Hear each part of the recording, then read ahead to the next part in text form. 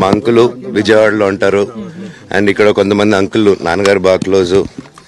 మనోజ్, నువ్వు ఎన్నో సంవత్సరాలు ఇంటి బయటగా ఉన్నావు, నీ సొంతంగా ఉన్నావు. మీ నాన్నగారు అమ్మగారు ఒకరే ఉన్నారు.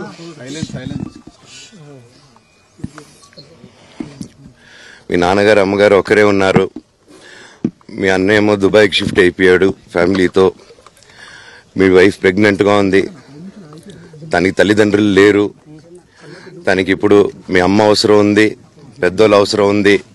నువ్వు అక్కడే ఎలా చూసుకుంటావు అంటే, నాకు ఆ రోజు మా భార్య కూడా ఒకసారి వాళ్ళు అన్నీ చెప్తున్నారు కదా, ఎందుకండి ఒకసారి వినండి అంటే, సరేమ్మా నీకోసం వస్తాను అని చెప్పి మళ్ళీ తిరిగి రావడం జరిగింది. అండ్ నేను ఈరోజు నా గురించి ఆరోపణలు వేస్తున్నారంటే అది నేనేం చెప్పలేను. ఓన్లీ మీకు ఆధారాలు మాత్రమే చూపించగలుగుతాను.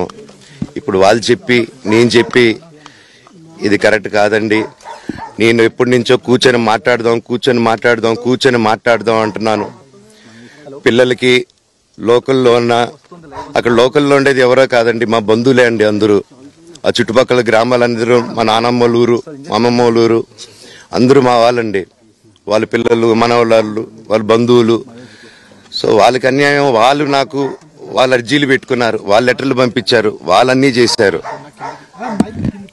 నేను వాళ్ళకి సపోర్ట్గా మద్దతుగా నిలబడి ఏమైంది నేను అడిగేసరికి వినయ్ అతనికి ఫోన్ చేశాను, మెసేజ్లు పెట్టాను.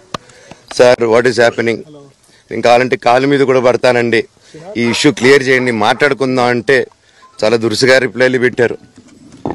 నేను ప్రతిదీ ఈరోజు సాయంత్రం 5:30కి ప్రెస్ మీట్ పెట్టి ఇన్నాళ్ళు ఆగానండి, ఇంకా ఆగలేను. ఈరోజు ఈవినింగ్ ప్రతిదీ చెప్పేస్తాను. ఆ రోజు నేను పోలీసు సపోర్ట్ అడిగినప్పుడు స్టేషన్కి 100కి ఎందుకు ఫోన్ చేశాను, ఆ 100 దగ్గర నుంచి నేను పర్మిషన్ ఇస్తున్నాను, నాకు ప్రాబ్లం లేదు.